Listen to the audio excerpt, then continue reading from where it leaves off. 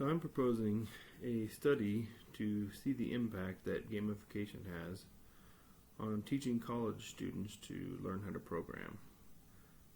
There's been lots of research recently on gamification and how it impacts students, and so I want to continue on those lines.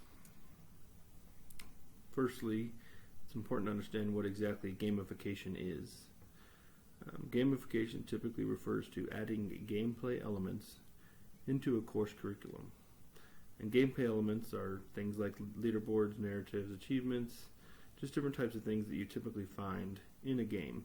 And they're the things that make up a game and why we call it a game. But gamification isn't just playing games.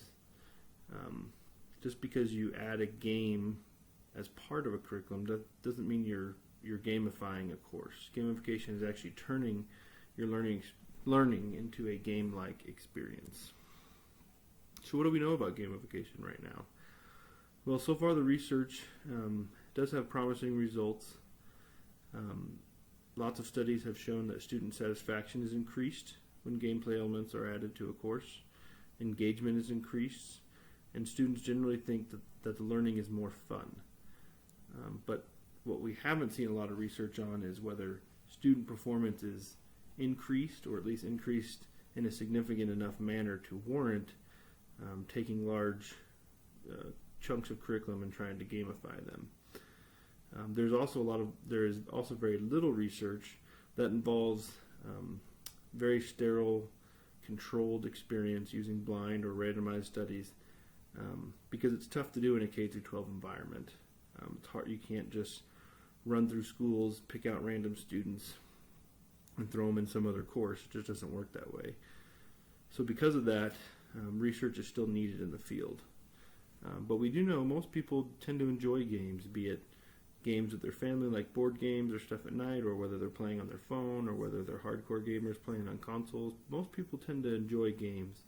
And so if we can make games part of learning, hopefully that learning will be fun and people will like it better. That kind of leads into why we would want to study gamification. Everyone wants students to perform better. We want better learning outcomes. And I think most educators want students to enjoy learning as much as they do. And like I said, most people enjoy playing games, so if we can kind of merge those two, learning can be fun and engaging and addictive. So that's why we want to study gamification, and that's why we want to see more randomized control studies, so that way we can really make sure that the data we have is valid, it's not biased in any way, and that it can be shown to have effect on a large scale. So will gamification improve test scores? That we still don't know. There have been studies that have shown that there were increases in certain instances, but it's just because there isn't enough evidence using very controlled methods, it's hard to know. Most of the studies were dealing with qualitative data in small groups with student feedback, and it's just hard to know. But we know that if we can make the coursework, or we assume that if we can make the coursework engaging, that it could be better suited for students to learn. And if the coursework can be fun, students will spend more time doing it. So what could be bad about this? Well, just because you make a course fun and engaging, that doesn't necessarily mean they're going to learn better than in a traditional classroom setting. So it's important for us to separate student preferences from the impact on scores, because at the end of the day, test scores are important. So even if we prove that gamification is fun and engaging, if it's not going to have any impact on test scores, that's a different discussion of whether it's still worth it to do that then.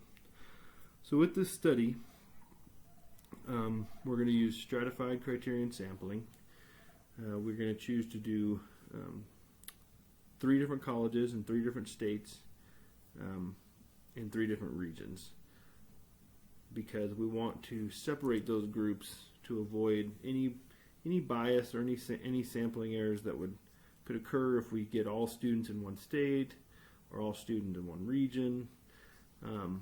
We don't want any of that prior knowledge that students may have learned up until that point to affect their test scores in any way.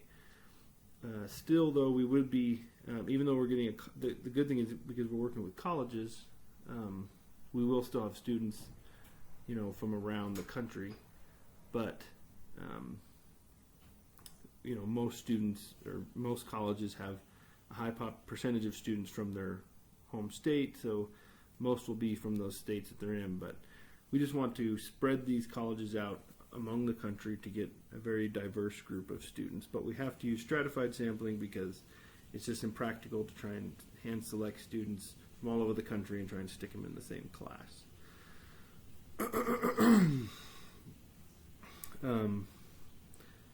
We're going to ask professors at each of these colleges to sign up for who would like to take part in the study. So basically we're going to ask professors all over the country to sign up. Then we'll randomly pick 3 schools from different regions, and then we'll assign 2 professors at each school to include in the study. And we're going to randomly assign their classes to either an experimental or control group. The control group will get new curriculum that we're developing but without gameplay elements. An experimental group will get new curriculum that we're developing with the gameplay elements added. And the reason we're developing new curriculum is we don't want to compare new curriculum to an old curriculum because then it won't be the same, but we're going to develop a new curriculum for this course, but we're going to very much so separate or add in gameplay elements to one version of it. Both groups at the university, though, so in each control experimental group, so basically those will be pairs, will each be 1 professor. So if you look back here, I have 2 professors at each school, so then each professor would be assigned a control group and an experimental group. So basically we'd have 2 control groups and 2 experimental groups at each school. They'll teach them simultaneously during the same term. New groups will be present at each semester for 2 semesters, so total will be 12 groups in the study, 6 control, 6 experimental. There's really nothing special we're doing about data collection. We're going to be looking at test scores, so there really isn't anything crazy there. There's going to be a midterm and a final. There's going to be assignments throughout the term, and those test scores we'll be able to see how they do. But as far as the study goes, there will be a pretest and post-test.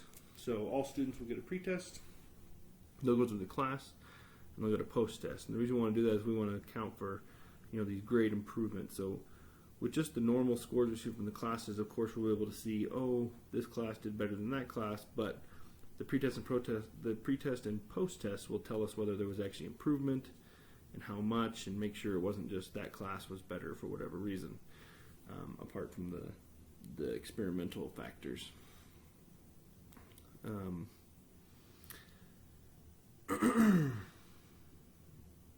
So in a traditional classroom, post-test scores across classes might align enough to see gains, but like I said, to account for the prior knowledge, we want to look at those pretest scores. All classes in the curriculum will also get a final project, and so the final project will kind of serve as a qualitative data collection method. Some students don't test well, and there's testing errors and stuff like that. So the project will provide more of a qualitative, comprehensive exam, if you will, that's very project-based, and will provide a qualitative analysis that will be evaluated by the instructors, and it will be coded, and then we'll be able to see, how different those are between the groups. So what is the variables for our experiment? So the independent variables is obviously going to be the curriculum. That will be different, but the curriculum will be new for both classes, the experimental and the control, but one version will have gamification elements, the other one will not. The midterm, final exam, and final project is going to be the same in both courses, so we're not going to test them any differently. The dependent variables really is just all the tests and the final project. Those are the things that we're going to be measuring there. So procedures, again, there's not much special to talk about procedures in a classroom setting. The pre-test and post-test will be administered by the researchers, as it's outside the scope of the actual schoolwork. It's not part of their grade. The midterm and final will be administered by the instructors in whichever way that they see fit in their classroom, but they'll be the same for both the control and experimental group. And the final project will be completed, by students in their own time during the semester. They can work in groups, but if they work in groups, they'll be asked to report on their final project contributions. So, the intervention program is our curriculum. So what is that really going to look like? Obviously, we want this, we don't want to use old curriculum compared to new curriculum, so we have to make a new course, but it's going to be largely based on what's already there. We're teaching the basics of programming. But then what we'll add to that, so we'll develop this curriculum at its core, and then what we'll add to that is a leveling system. So the students complete required and optional assignments. They'll gain prestige or points that will have them level up. They'll get special badges for achievements they complete. There'll be a weekly leaderboard for points earned. So as they do assignments, they'll battle for the top spot. And there'll be extra credit stuff for the awards and achievements. Most of the analysis we're going to have will be descriptive statistics based on the pre-post test scores, the midterm and the final exams. Basically, we'll be taking all those scores, comparing them to the different groups and the different schools, and seeing what correlations we can draw. The qualitative analysis will be the final projects that will be graded by the professors, and they'll be assess the learning outcomes of the course. But then they'll be coded so we can kind of differentiate learning objectives within the scores and within the final projects to see any significant differences. What we expect to see is some good comparisons between test scores to see if we can see improvement between the pre and post-test, and hopefully the post-test improvement for the experimental group will be higher than the control group. Also, we're hoping to see the final projects plotted, and we hope to see those scores be higher for the groups who were in the experimental group. But obviously those will have a wide range of coding and values that go into what exactly they learned and what didn't learn, and that's a more complex, but it is a qualitative method rather than a quantitative method.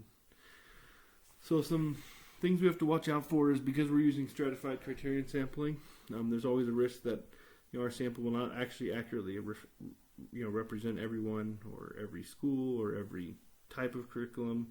You can only test so much in an experiment, but we're trying to counteract that by getting different schools in different regions of the country. Also, because we're asking for professors to volunteer, there's some possibility that this may affect scores, because maybe we're dealing with better teachers or teachers who are more enthusiastic with more buy-in.